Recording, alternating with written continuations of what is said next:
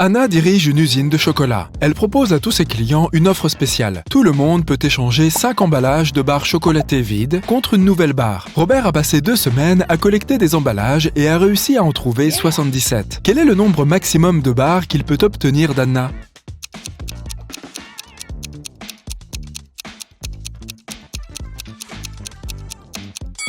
Robert peut obtenir un total de 19 barres. Tout d'abord, il peut échanger ses 77 emballages contre 15 barres et il lui restera 2 emballages vides. Après avoir déballé les 15 nouvelles barres, Robert pourra échanger les 15 emballages contre 3 autres barres. Il pourra maintenant utiliser ces 2 emballages du départ et les 3 nouveaux emballages pour obtenir une dernière barre. 15 plus 3 plus 1 égale 19. Henry est astronaute. Il fait atterrir son vaisseau spatial sur une autre planète dans une galaxie inconnue et a commencé à explorer la ville et ses citoyens. Très vite, Henry ressent un besoin pressant d'aller aux toilettes. Mais lorsqu'il voit ces 2 portes menant aux toilettes des dames et des messieurs, il est confus. Le problème est qu'Henry ne parle pas la langue locale et qu'il ne peut pas demander quelle porte est pour les hommes et laquelle est pour les femmes. Heureusement, il croise un autochtone, Mo, qui comprend l'anglais. Mais il ne peut parler que sa langue maternelle. Quelles sont les 2 questions qu'Henry doit poser pour trouver la bonne porte ?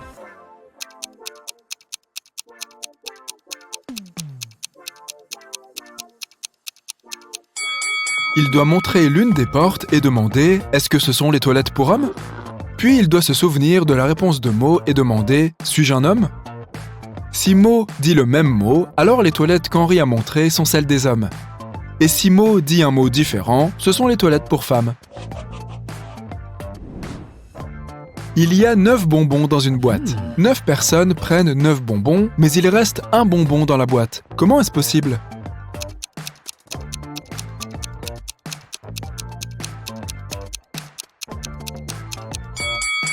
La dernière personne a pris un bonbon et la boîte. Ainsi, il reste un bonbon dans la boîte. Par une nuit froide, 4 amis se promènent en ville. À un moment donné, ils essayent de s'abriter sous un parapluie. Mais le parapluie est trop petit. Pourtant, les 4 amis parviennent à rester au sec. Comment est-ce possible ?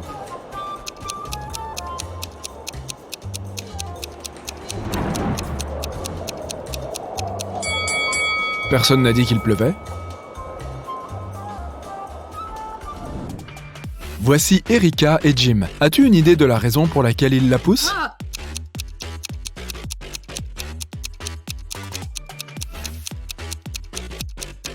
Parce qu'ils sont en train de tourner un film. Tu vois le caméraman qui se reflète dans la fenêtre ? Billy organise un jeu de hasard pour ses amis. Il place 2 bonbons, un jaune et un rouge, dans une boîte opaque. Si les joueurs prennent le bonbon rouge, ils recevront 5 000 €. Mais s'ils tombent sur le bonbon jaune, ils devront payer 500 €. Il se trouve que Billy est un tricheur. Il a mis 2 bonbons jaunes dans la boîte au lieu de un jaune et un rouge. Wendy, l'amie de Billy, voit les joueurs perdre le jeu l'un après l'autre. Mais quand c'est son tour de jouer, elle remporte les 5 000 €. Comment a-t-elle fait ?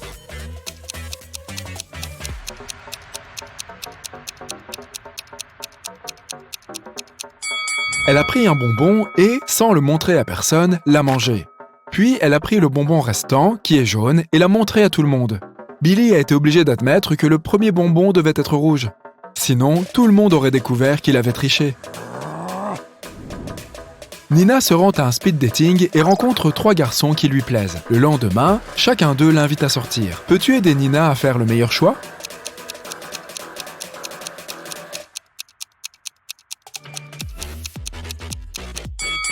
Brad n'a même pas demandé à Nina si elle voulait aller au restaurant. Et puis, il est plutôt grossier et autoritaire. Elle connaît à peine Bob. Ce n'est pas prudent d'aller chez lui toute seule. Nina doit donc choisir David. Il a l'air gentil et poli. Amy a 2 cordes.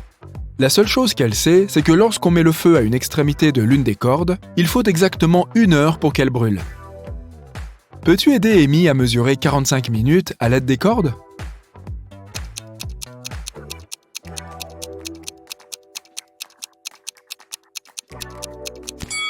Elle doit allumer les 2 extrémités de la première corde et une extrémité de la deuxième. Dans 30 minutes, la première corde aura complètement brûlé. Pour mesurer les 15 minutes restantes, elle doit allumer la deuxième extrémité de la deuxième corde. Lorsqu'elle sera complètement brûlée, elle saura avec certitude que 45 minutes se sont écoulées. Adam est un célèbre chanteur d'opéra. Il va se produire pour le roi et la reine pendant 7 jours d'affilée. En échange de son travail, ils doivent lui payer 1/7 de lingots d'or par jour. Adam n'accepte pas les paiements anticipés. Il exige un paiement quotidien. Quel est le plus petit nombre de coupes que le roi et la reine doivent faire pour pouvoir payer Adam chaque jour ?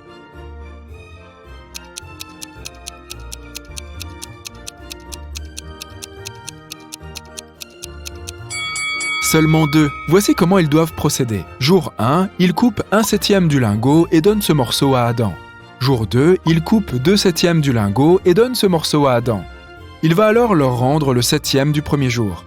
Jour 3, il redonne à Adam le 7e du premier jour. Jour 4, il donne à Adam les 4/7 restants du lingot et il leur rend les morceaux correspondant à 1/7 et 2/7 en monnaie. Jour 5, il donne à Adam le morceau de 1/7. Jour 6, il lui donne les 2/7 et récupère le 7e en monnaie. Enfin, le 7e jour, il redonne à Adam son dernier 7e. Jenny et Sam arrivent dans un camping où ils doivent monter leur tente. Il y a 3 endroits possibles. Dans la forêt, dans le champ et près du lac. Quel endroit doivent-ils choisir ?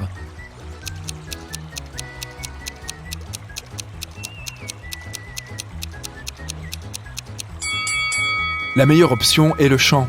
Des animaux sauvages vivent dans la forêt. Quant au lac, un zombie se cache dans les buissons sur la rive. Ce n'est probablement pas le meilleur des voisins. George marche dans la rue. Soudain, un sorcier surgit de nulle part et le téléporte dans son château. Il lui propose de choisir entre 3 portes. Il y a un tigre affamé derrière la première, un dinosaure en colère derrière la deuxième, et la pièce derrière la troisième est remplie de gaz toxiques. Quelle porte George doit-il choisir ?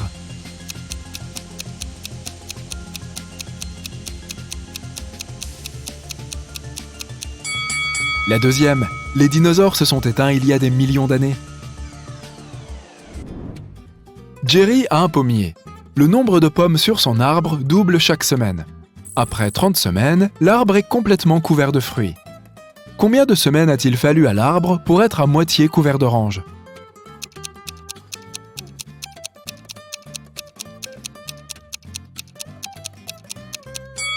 Les oranges ne poussent pas sur les pommiers, mais si la question portait sur les pommes, la réponse serait 29 semaines, puisque le nombre de pommes double chaque semaine.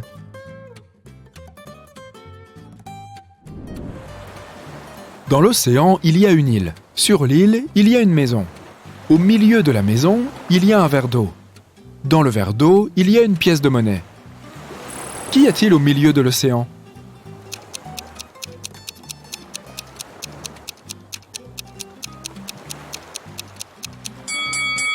La réponse est la lettre E. Harry est allé à une fête. 4 femmes lui ont plu. Il voudrait parler à l'une d'entre elles. Laquelle doit-il choisir ?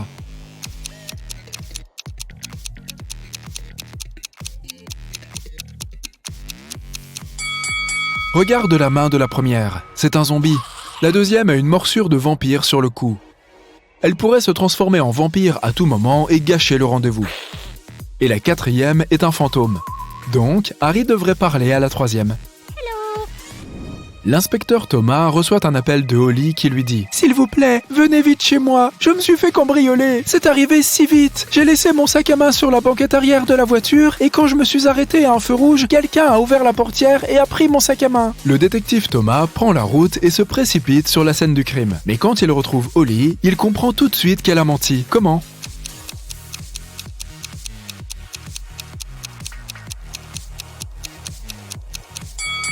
Holly a une voiture à 2 portes. Comment un voleur aurait-il pu voler quelque chose sur la banquette arrière ? Laquelle de ces 3 maisons abrite des activités suspectes ?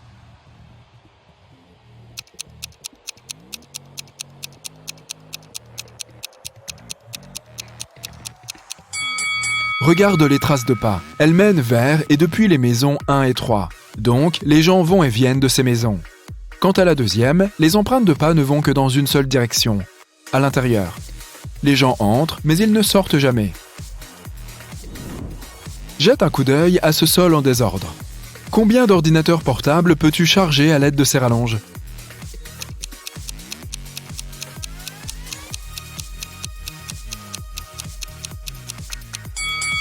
Le cordon de la rallonge 3 est déchiré. Quant à la rallonge 2, l'une de ses prises est cassée. La rallonge 4 n'a qu'une seule prise, ce qui rend l'ensemble plutôt inutile. Et la rallonge 6 n'a pas de câble du tout. Maintenant, voyons ce que nous pouvons faire. Branche la rallonge 1 dans la prise murale. Puis branche la rallonge 2 à la rallonge 1. De cette façon, tu peux utiliser deux prises de la rallonge 1 pour charger deux ordinateurs portables.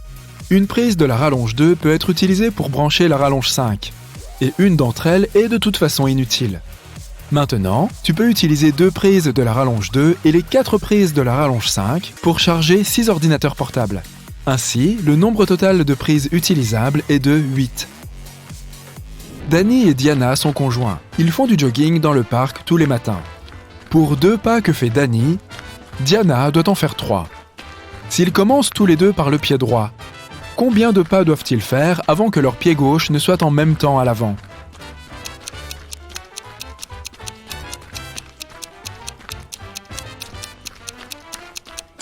Ils n'atteindront jamais cet objectif. Et voici comment ça va se passer.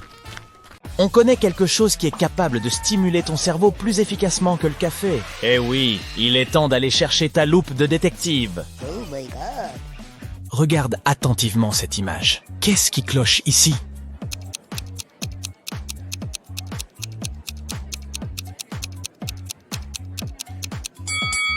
Chacune de ces 4 personnes a une part de pizza à la main. Mais il ne manque que 3 morceaux dans la boîte à pizza. Tu as 3 bocaux qui sont tous mal étiquetés. Un bocal est rempli de pommes, un autre d'orange et le troisième d'un mélange de pommes et d'orange. Tu es autorisé à prélever autant de fruits que tu le souhaites dans chaque bocal pour corriger l'étiquetage. Quel est le nombre minimum de fruits que tu dois prélever? Et dans quels bocaux pour être sûr que les contenus correspondent aux étiquettes?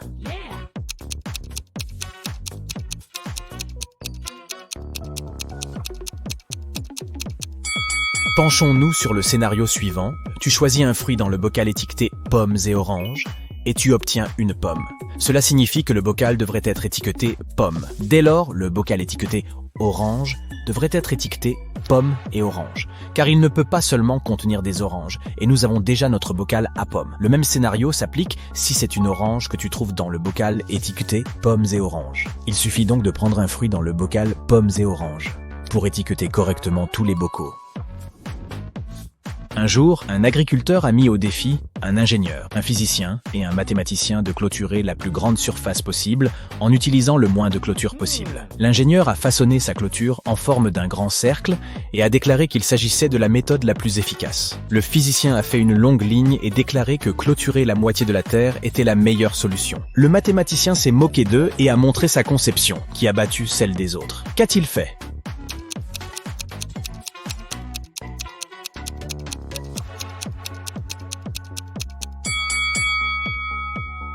Le mathématicien s'est entouré d'une petite clôture circulaire et a déclaré qu'il se tenait à l'extérieur. Tous les jours après le travail, Jack arrive à la gare à 17h. Sa femme part de chez elle en voiture pour le rejoindre à 17h précise, le récupérer et le ramener à la maison. Un jour, Jack arrive à la gare avec 1 heure d'avance et commence à rentrer à pied. Il continue de marcher jusqu'à qu'il croise sa femme venue le chercher. Ils arrivent à la maison 30 minutes plus tôt que d'habitude. Combien de temps Jack a-t-il marché ?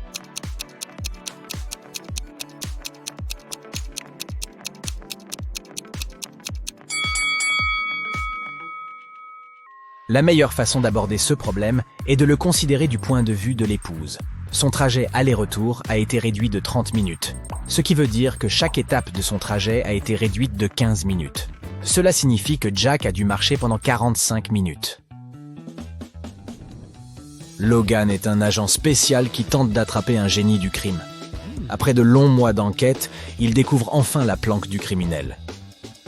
Mais la porte est verrouillée. Sans grande surprise, Logan aperçoit un écran à côté de l'entrée. Il le touche et l'écran s'allume. Ce doit être une énigme. Et notre agent spécial doit la résoudre pour entrer. Ajoute une ligne pour que ceci soit correct. 9h50 = sign, Ohio. Logan parvient à résoudre l'énigme en un rien de temps. Quelle est la réponse?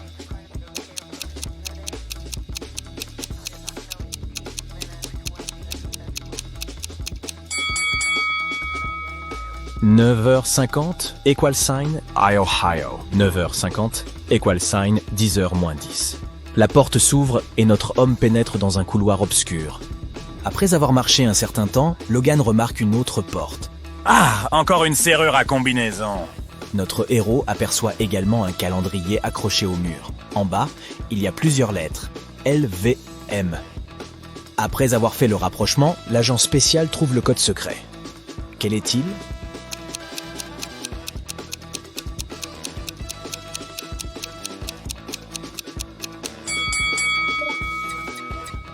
Il s'agit de 153. Les lettres représentent les jours de la semaine. Lundi, vendredi et mercredi. Le lundi c'est le premier jour, le vendredi est le 5e et le mercredi est le 3e. Regarde ces deux familles. L'une d'entre elles est bidon. Qu'en penses-tu?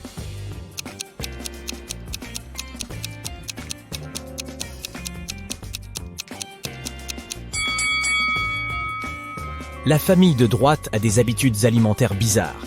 Elle laisse son fils manger tout le gâteau à lui tout seul. Mais peut-être ne se soucie-t-il tout simplement pas d'une alimentation saine. La famille de gauche, en revanche, semble bien sous tout rapport.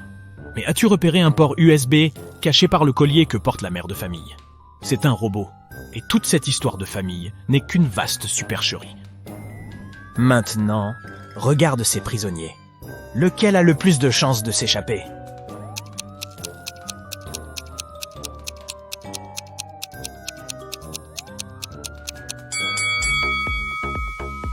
Ah!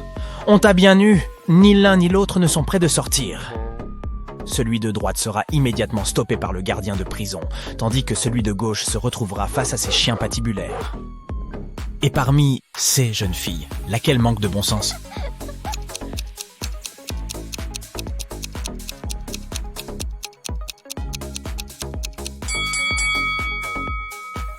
C'était une autre question piège.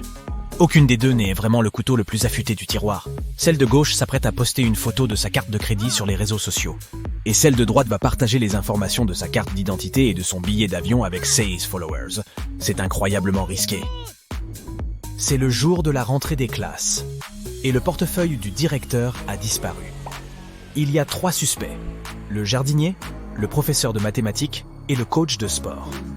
Voici ceux qu'ils ont déclarés. Le jardinier était en train de tondre la pelouse. Le professeur de maths corrigeait le contrôle surprise qu'il avait donné à ses élèves. Et le coach de sport s'entretenait avec de nouveaux élèves désireux de rejoindre l'équipe de football de l'école. Qui a pris le portefeuille?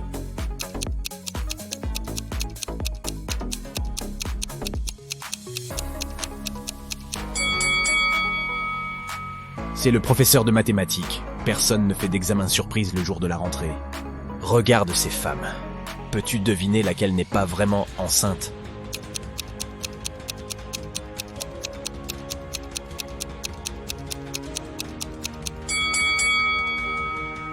C'est la femme de droite.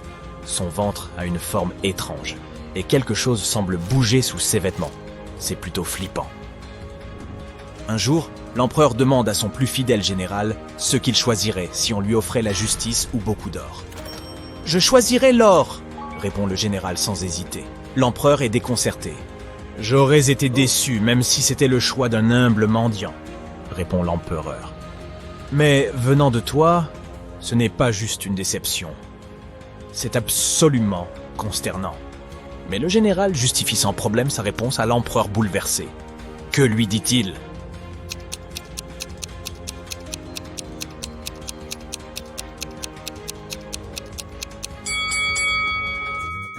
Il déclare que les gens demanderont généralement ce dont ils sont privés. « Sous le règne de votre majesté, ajoute-t-il, la justice est garantie à tous.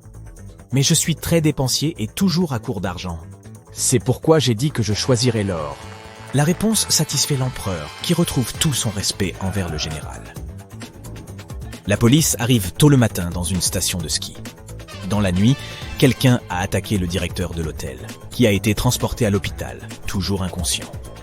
La police soupçonne 3 personnes, Lara, James et Arthur, arrivés la veille. Les policiers ont inspecté leur chambre et voici ce qu'ils ont trouvé. Regarde attentivement ces éléments et essaye de comprendre qui a attaqué le gérant.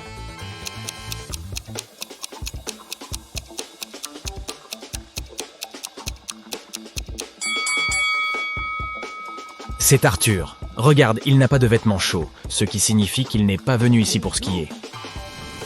Allison est Sodas, la grande patronne d'une entreprise multinationale. Un jour, alors qu'elle se rend à une réunion importante, elle remarque que les documents dont elle a assez besoin n'ont pas été imprimés.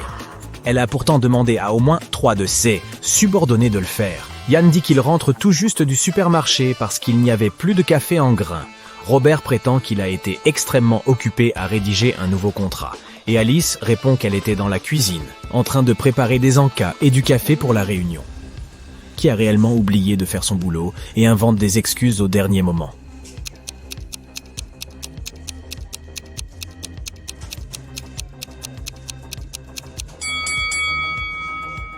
C'est Alice.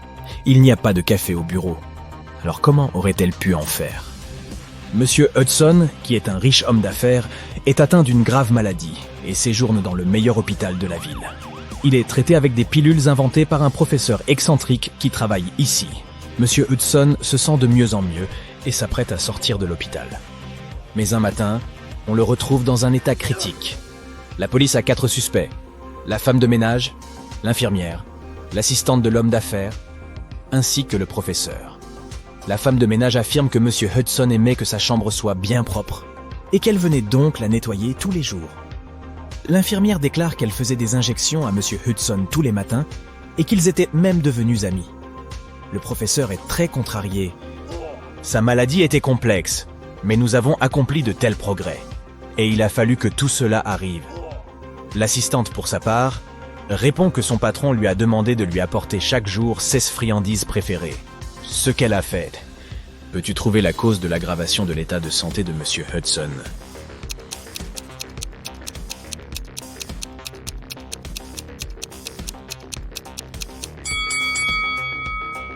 C'est l'infirmière. Monsieur Hudson était traité avec des pilules spéciales. De quelles injections parle-t-elle ? Harrison rentre chez lui lorsque quelqu'un lui jette une pierre qui l'assomme sur le cou. Lorsqu'il revient à lui, il se retrouve dans une pièce avec 4 portes et une minuscule fenêtre. Il ouvre la fenêtre, mais elle est trop petite pour qu'il puisse s'y glisser. Soudain, notre homme aperçoit un morceau de papier sur le sol. Il s'agit d'une note qui dit « Une seule porte mène à l'extérieur. Les 3 autres portes ne mènent nulle part. Tu ne peux essayer d'ouvrir qu'une seule porte et seulement une fois. Si tu n'y parviens pas, toutes les portes seront verrouillées à jamais. » Harrison réfléchit un moment et fait le bon choix. Comment a-t-il trouvé la porte dont il avait besoin ?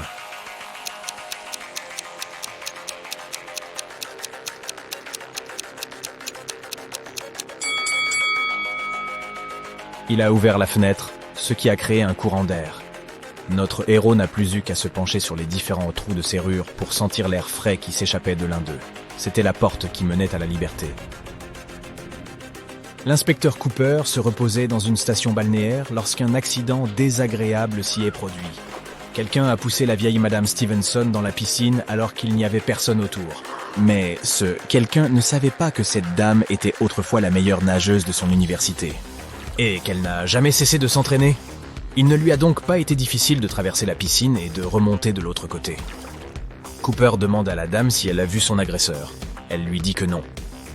Mais elle est sûre qu'il s'agit de quelqu'un qui savait qu'elle venait de recevoir un énorme héritage. La détective doit questionner 3 personnes. Il s'agit de Terry, le fils de Madame Stevenson, de sa petite-fille Gloria et de sa nièce Judy. Terry déclare « Ces derniers temps, j'ai été très occupé. Quelque chose d'urgent s'est produit au travail. Je n'ai même pas le temps de quitter ma chambre pour aller manger. » Gloria demande à Cooper de garder son secret. Elle sort avec un serveur rencontré dans un café de la plage. Si sa famille l'apprenait, elle serait furieuse. Et Judy dit à Cooper qu'elle a pris sa voiture pour aller faire du shopping dans le centre-ville. Qui ment?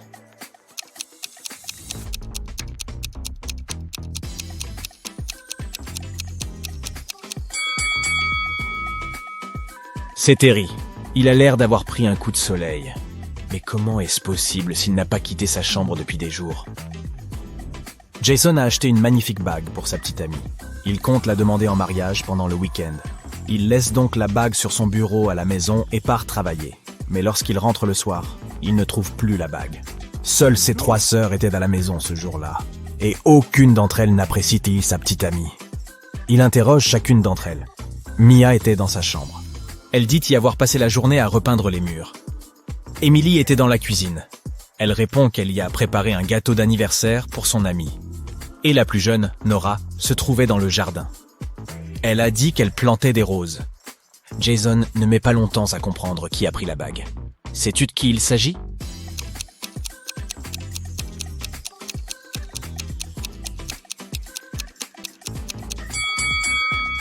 C'est Nora. Elle a l'air trop bien apprêtée pour une personne qui a prétendument passé toute la journée dans le jardin. De plus, elle n'a pas d'outils de jardinage. Le meilleur joueur de l'équipe de volley-ball de Julien a disparu juste avant le match.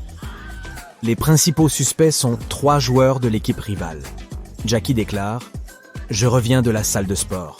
Je m'échauffais avant la compétition. » Léo, pour sa part, a dû aller chercher sa femme et sa fille à l'hôpital. Et Roger prétend qu'il s'est fracturé le tibia et que le médecin de l'équipe lui faisait un massage. Qui se cache derrière la disparition du joueur?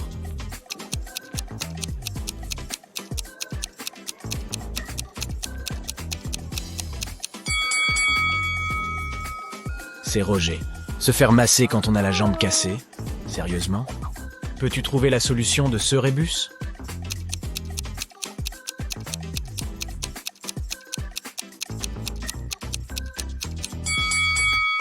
La réponse est bien sommaire.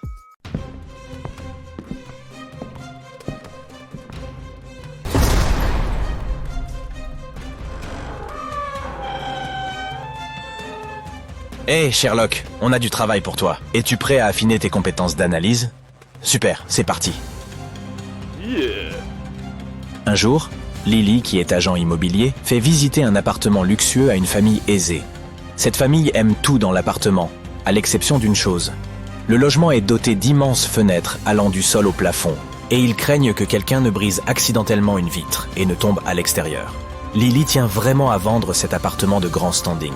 C'est pourquoi elle décide de prouver que la vitre est incassable. Elle court jusqu'à la fenêtre pour la frapper à pleine vitesse. La vitre ne se brise pas, mais Lily tombe par la fenêtre et doit être transportée d'urgence à l'hôpital. Comment cela a-t-il pu se produire?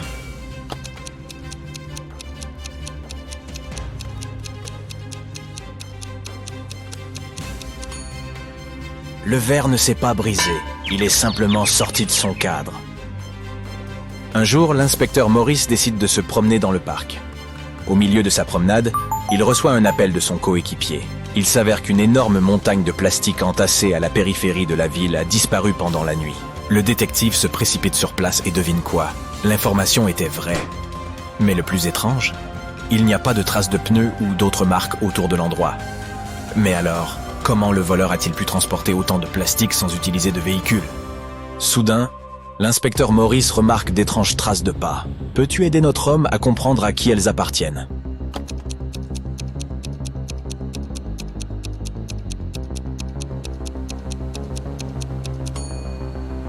Ce ne sont certainement pas des empreintes humaines. Elles pourraient appartenir à un animal ou à une autre créature. On dirait que le mystère s'épaissit. L'inspecteur Morris erre dans la ville pendant des heures, à la recherche d'indices. Bientôt, son partenaire l'informe de la disparition d'un autre tas de plastique. Sur la scène de crime, l'inspecteur retrouve les mêmes traces de pas. L'experte à qui il demande d'examiner les photos et les échantillons lui répond que les empreintes ne correspondent à aucune autre dans sa vaste base de données. Elle suggère même qu'elles pourraient appartenir à un extraterrestre. Mais pourquoi les extraterrestres auraient-ils besoin de notre plastique? Morris décide d'empêcher le prochain méfait. Il se rend à nouveau à la périphérie de la ville et repère 2 tas d'ordures. Regarde-les attentivement. Lequel des 2 pourrait être dérobé par des extraterrestres?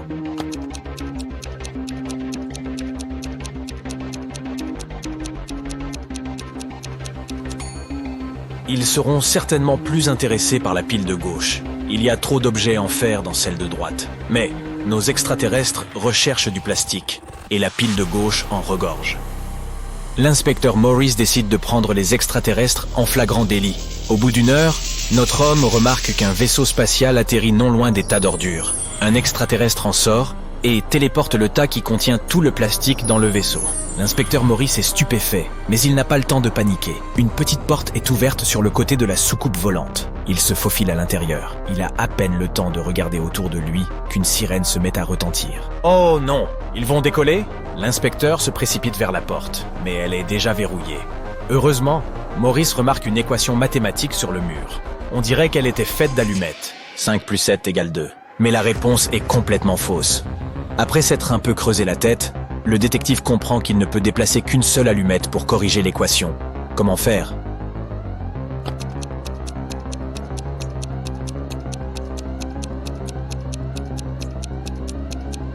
L'inspecteur Morris déplace cette allumette et obtient 9 moins 7 égale 2.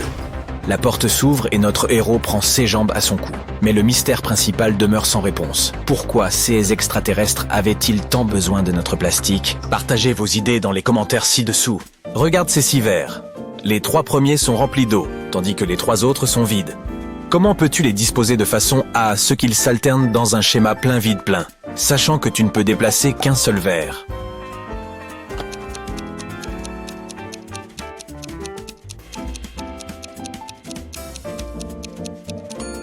Prends le 2e verre et verse l'eau dans le 5e. Et voilà le travail.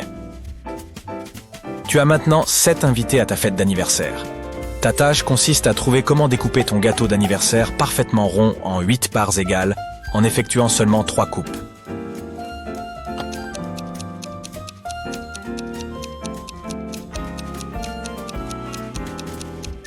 Tout d'abord, tu dois couper ton gâteau verticalement au milieu pour le diviser en 2 parties égales. Répète le même processus, mais cette fois-ci en pratiquant une coupe horizontale. Tu obtiens ainsi 4 tranches. La 3e et dernière coupe doit traverser le gâteau latéralement. Et voilà, tu as 8 tranches égales. Regarde les lignes du bas et essaye de trouver laquelle est la suite de la ligne du haut.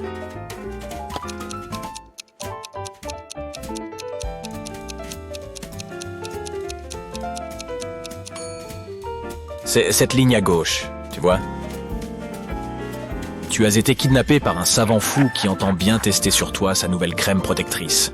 Après t'avoir enduit de cette lotion, qui ne t'inspire absolument pas confiance, il te propose de choisir l'un des 3 conteneurs dans lesquels il te jettera ensuite. L'un des conteneurs est rempli de déchets radioactifs. Le 2e baril contient un acide capable de ronger le métal. Et le 3e est rempli de lave, provenant du plus grand volcan de la planète, qui est entré en éruption il y a 1 an. Quel conteneur ferais-tu mieux de choisir?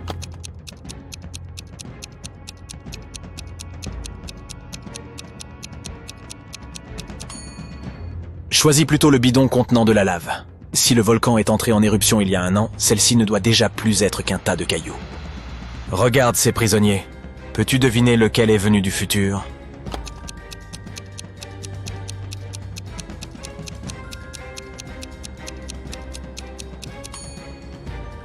C'est le type du milieu. Contrairement aux 2 autres hommes, qui sont habillés à la mode du passé, ils portent des vêtements modernes et des baskets stylées. Un terrible virus s'est échappé d'un laboratoire, et maintenant, tous les animaux et les plantes de la Terre mutent à une vitesse effarante. Tu as bien essayé de trouver une solution, mais tu te retrouves piégé dans le laboratoire où tout a commencé. Il y a 3 portes par lesquelles tu peux t'échapper. Mais derrière la première se cache une bande de terribles cactus mangeurs de chair. La 2e porte abrite des centaines d'abeilles venimeuses. Et la 3e porte est la seule chose qui te protège d'une attaque de monstres semblables à des dragons cracheurs de feu. Quelle est la porte qui te mènera à la liberté ?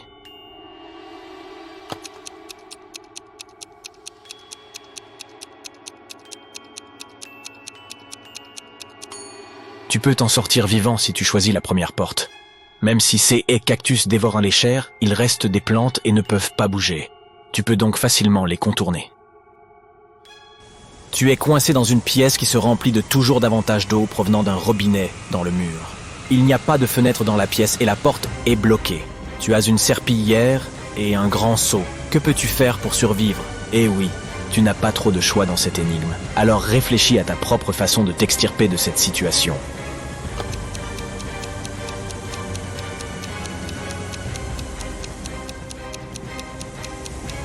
Tes chances de survie sont bien plus élevées que tu ne le penses. Il suffit de fermer le robinet.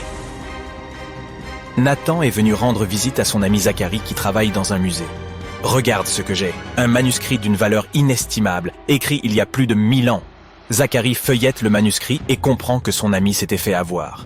Y a-t-il quelque chose d'étrange dans ce texte ?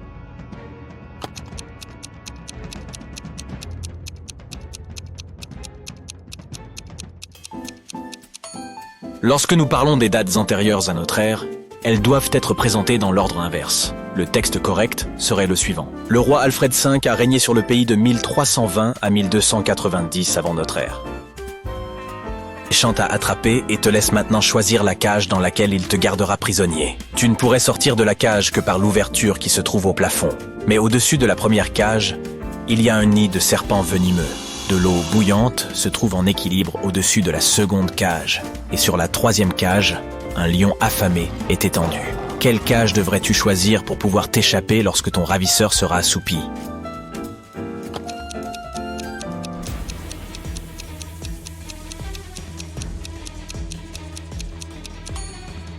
Choisis la seconde cage, car l'eau finira bien par s'évaporer, et tu pourras alors en sortir sans aucun problème. Tu es enfermé dans une petite pièce sans fenêtre et avec une seule porte. Pour sortir de là, il te faut résoudre cette équation. 1, 2, 3 égale 5, 3, 2, 1 égale 9, 2, 1, 1 égale 4, 1, 1, 2 égale 3, 1, 3, 2 est égal. Combien de temps te faut-il pour trouver le moyen de t'échapper ?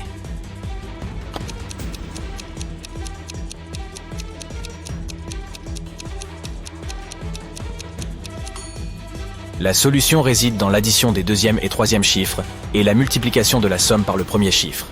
Prenons la première équation, 1, 3, 2 égale 5. 2 plus 3 égale 5. 1 fois 5 égale 5. Assurons-nous que ça marche. 3, 2, 1 égale 9, 2 plus 1 égale 3. 3 fois 3 égale 9. La réponse que nous recherchons est donc à nouveau 5. 3 plus 2 égale 5. 1 fois 5 égale 5. Voyons maintenant si tu es capable de sortir des sentiers battus. Quelques rébus feront l'affaire. Essaye de résoudre celui-ci. Marine, V.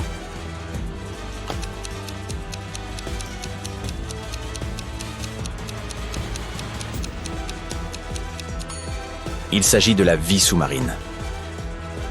Que penses-tu de celui-ci ? Midi. Bon.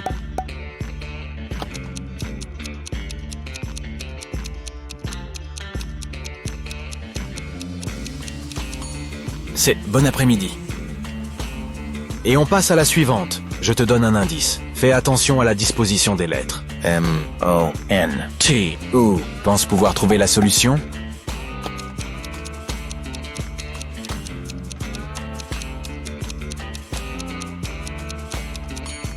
C'est un mont en l'air.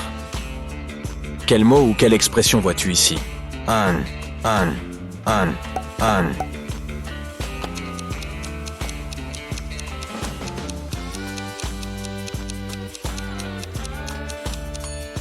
Il s'agit d'un quatrain. Concentre-toi. Je pense que tu peux résoudre cette énigme. 4 manches, 6 manches, 8 manches.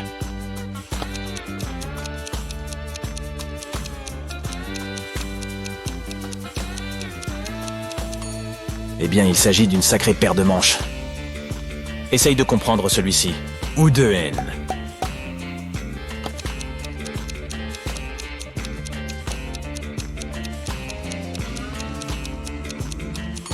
C'est une formule 2 en 1.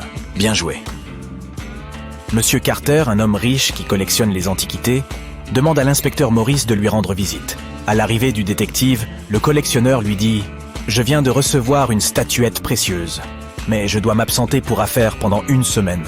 Et j'ai peur que quelqu'un ne s'introduise chez moi. Bien sûr, la statuette est assurée, mais tout de même, l'inspecteur Morris a d'autres choses urgentes à faire, mais il promet de revenir dans la soirée pour trouver une solution. » Mais lorsqu'il arrive plusieurs heures plus tard, Monsieur Carter est désespéré. « J'ai conduit ma sœur chez le médecin et je me suis absenté pendant 1 heure ou 2. Mais quand je suis revenu, la statuette n'était plus là. » L'inspecteur Morris ne croit pas le collectionneur. Pourquoi ?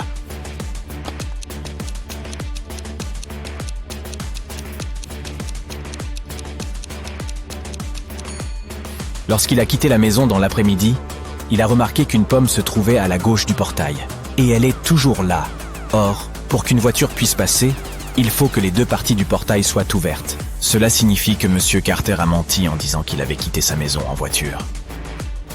Plusieurs lingots d'or ont été dérobés dans une banque. La police a bien quelques soupçons, mais lorsque les policiers arrivent au domicile du principal suspect, ils s'aperçoivent qu'ils ont oublié d'apporter un mandat.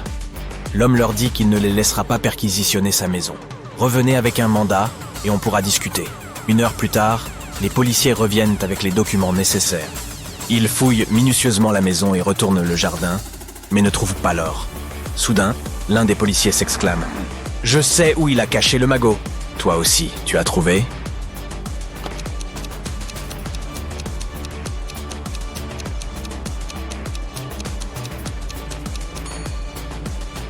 L'or est dans la piscine.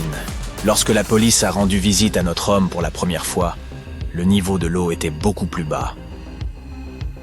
Un tableau très célèbre a disparu d'un musée. Plus tard, la police réussit à le retrouver. Mais il y a un problème. On ne retrouve pas un, mais 3 tableaux. Un seul d'entre eux est l'original. Les 2 autres ne sont que de vulgaires copies. Peux-tu aider la police à déterminer quel est le tableau d'origine ?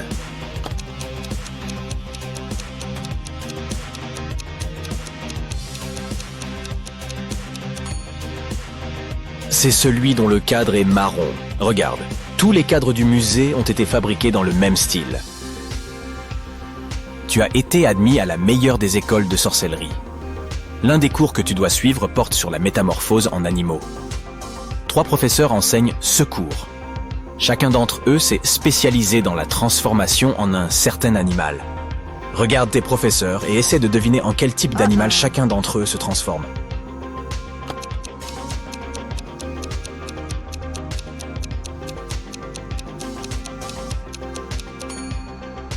As-tu remarqué que le premier professeur avait la langue fourchue ? Il doit se métamorphoser en serpent. Le deuxième professeur, quant à lui, a une queue de lion. Ce doit être l'animal en lequel il se transforme. Et le troisième professeur a des griffes d'ours. Nul doute qu'il doit se transformer en grizzly. Salut! Le rêve de Jérôme est sur le point de se réaliser. Il est stagiaire dans un commissariat. Mais pour devenir un véritable inspecteur, il doit relever un défi. Celui-ci consiste à résoudre les énigmes policières les plus difficiles. Et voici la première. La police cherchait Kevin depuis 2 jours. Il était parti en randonnée et n'était pas revenu. Finalement, on le retrouva, quelqu'un l'avait frappé à la tête et l'avait laissé pour mort dans les buissons. Avant de perdre connaissance, Kevin ne réussit à dire que le mot « ami » d'une voix faible. Les policiers avaient 3 suspects, qui étaient tous des amis de Kevin. Xavier dit qu'il avait passé ces derniers jours au travail à se préparer pour une conférence. Jérémy dit aux inspecteurs qu'il s'était foulé la cheville et qu'il était resté au lit pendant 4 jours. Et William expliqua qu'il était allé à New York pour des affaires. Il montra même sa carte d'embarquement aux policiers. Qui est derrière l'accident de Kevin ?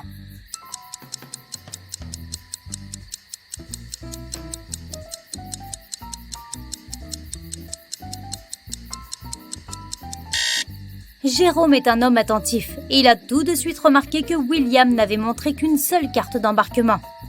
Alors, comment était-il rentré de New York ? Son histoire semble louche. Maintenant, on donne à Jérôme une note où sont inscrits plusieurs chiffres. Il doit trouver celui qui manque. C'est le code du coffre-fort contenant les pièces à conviction. Il en a besoin pour résoudre le dossier suivant. 5, 3, 6, 5, 3...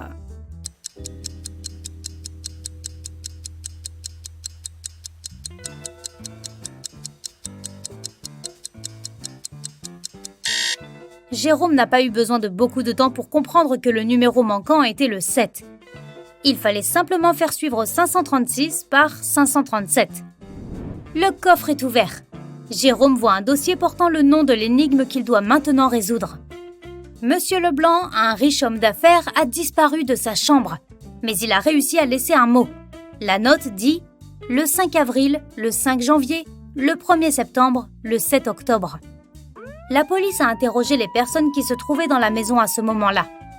Lise, la femme de Monsieur Leblanc, dit « Je suis bouleversée. Mon mari a toujours été si prudent. Malheureusement, je ne sais rien. j'étais partie chez mes parents. Laurent, le secrétaire de Monsieur Leblanc, dit à la police qu'il travaillait sur un rapport pour son patron et qu'il n'a pas quitté son bureau. Et Rose, la fille de Monsieur Leblanc, de répondre « J'avais des invités, nous n'avons pas quitté ma chambre ». L'affaire n'est toujours pas résolue. Jérôme peut-il y arriver ?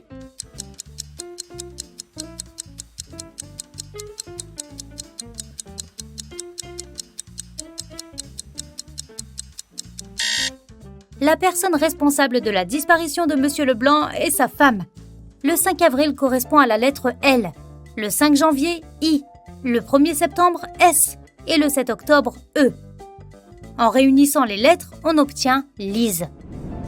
Le lendemain, Jérôme interrogeait Marie, une suspecte dans une affaire de contrebande. La jeune femme refusait de parler. À un moment donné, elle cria « Je vais plonger tout de suite mon téléphone dans cette tasse remplie de café et vous ne découvrirez jamais la vérité !» Mais Jérôme fut parfaitement indifférent à sa menace. Pourquoi ?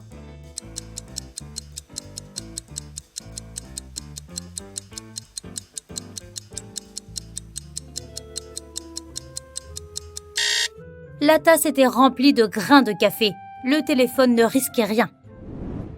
On arrêta un cireur de chaussures et on l'emmena au poste de police où Jérôme travaillait. L'homme criait qu'il était quelqu'un d'honnête. Il nettoyait les chaussures des gens gratuitement. Ses clients payaient ce qu'ils voulaient. Mais Jérôme comprit vite quelle était l'astuce du cireur de chaussures.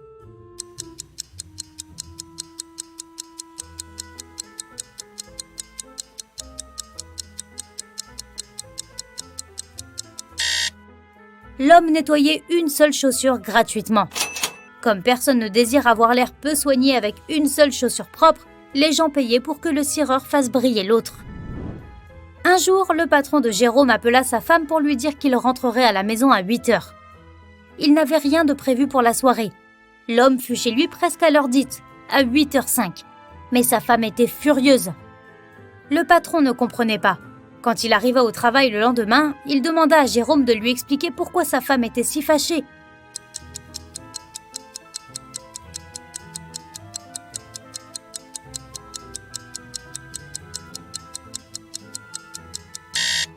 Jérôme dit à son patron « Votre femme s'attendait à ce que vous rentriez à 20h, mais vous êtes rentré à 8h du matin. » Jérôme avait été envoyé en patrouille. Dans la rue, il vit une chose étrange.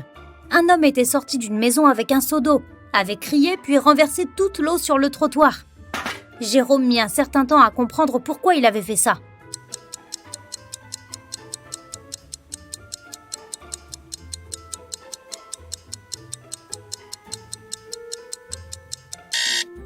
L'homme avait prévu de laver sa voiture et il venait de s'apercevoir qu'on la lui avait volée. Un jour, une banque fut dévalisée.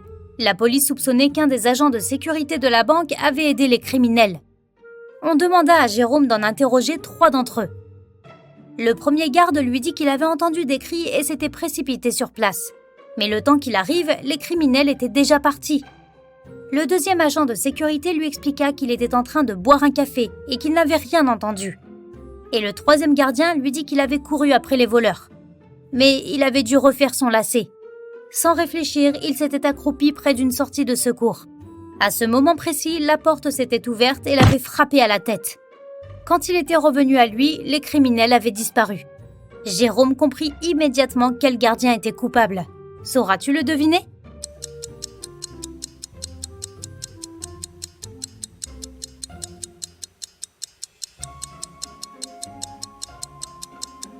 C'était le troisième gardien. Toutes les portes de secours s'ouvrent vers l'extérieur pour des raisons de sécurité. Le suspect suivant de Jérôme était une jeune femme. Il ne l'avait pas encore rencontrée, mais il avait sa photo. En regardant cette photo, il se disait que quelque chose n'allait pas, mais il ne savait pas quoi exactement.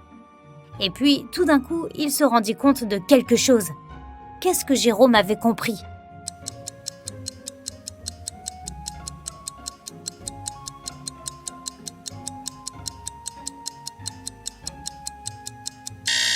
La jeune femme se trouvait à l'intérieur de la maison, mais la porte était bloquée de l'extérieur. Comment était-elle entrée et sortie ? Par la fenêtre du premier étage ? Peu probable. Un criminel notoire s'était échappé d'une tour de 46 mètres de haut. Quelqu'un avait réussi à lui procurer une paire de ciseaux et une corde. Jérôme découvrit que la corde ne faisait que 23 mètres de long et que le criminel l'avait coupée au milieu. Notre futur inspecteur devait maintenant comprendre comment l'homme avait pu s'enfuir de cette façon.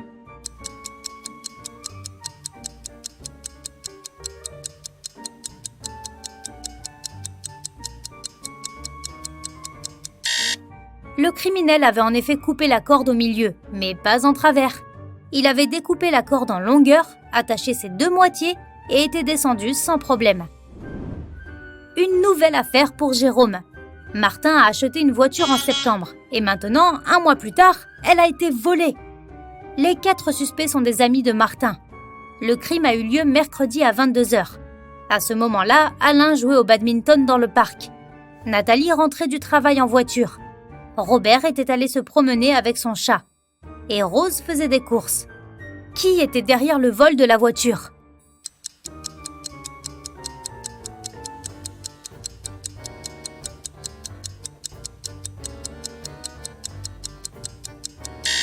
Alain, on était en octobre. À 22h, il faisait trop sombre pour jouer au badminton. Un document important avait disparu et Jérôme devait le retrouver avant que son patron ne revienne de ses vacances. Notre homme découvrit que seules 3 personnes pouvaient avoir pris le document. Au moment de la disparition des papiers, Raymond était dans son bureau en train d'analyser un nouveau dossier. Jean-Jean prenait une douche avant son entraînement quotidien à la salle de sport. Et Laure était au club de tir. Qui avait pris le document ?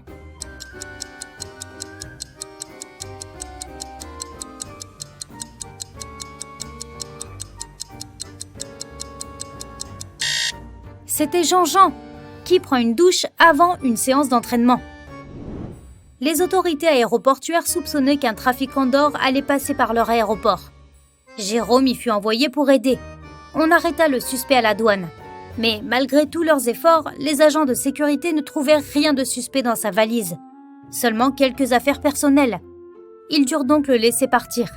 Mais une fois que l'homme, ayant repris sa valise, avait commencé à s'éloigner, Jérôme se rendit compte qu'il trouverait bien de l'or sur lui. Comment l'a-t-il compris ?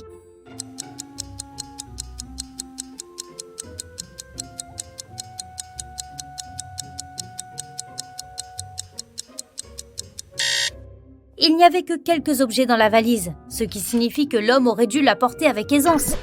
Mais il se servait de ses 2 mains pour la transporter. Cela signifie qu'il devait y avoir quelque chose de lourd caché à l'intérieur. Jérôme venait de finir sa journée de travail et avait décidé de passer à son café préféré. Mais pendant qu'il commandait son cappuccino, quelqu'un lui vola son portefeuille. Il ne vit que la silhouette d'un homme qui s'enfuyait. Jérôme lui courut après, mais le suspect s'éloignait déjà au volant d'une voiture noire. Notre futur inspecteur sauta dans sa propre voiture et se mit à le suivre. Il ne pouvait pas conduire trop vite car il pleuvait. 10 minutes plus tard, la voiture noire disparut au coin d'une rue. Quand Jérôme arriva, il vit 3 voitures noires identiques garées devant un immeuble.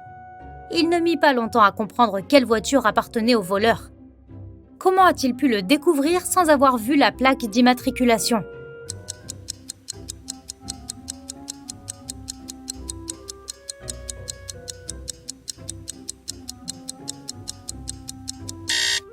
Le sol sous la première et la 3e voiture était sec, mais sous la 2e voiture, il était mouillé. Cela signifie que son propriétaire venait d'arriver.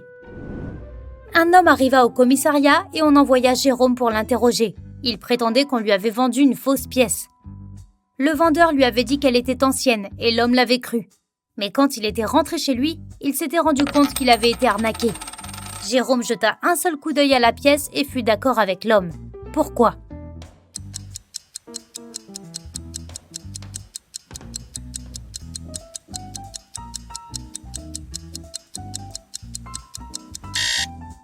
La pièce portait l'inscription 15 avant Jésus-Christ. Mais les gens qui l'avaient fabriquée ne pouvaient pas savoir que nous compterions les années à partir d'une date ultérieure. Les rêves se réalisent. La période d'essai de Jérôme est terminée. Notre homme est officiellement inspecteur de police.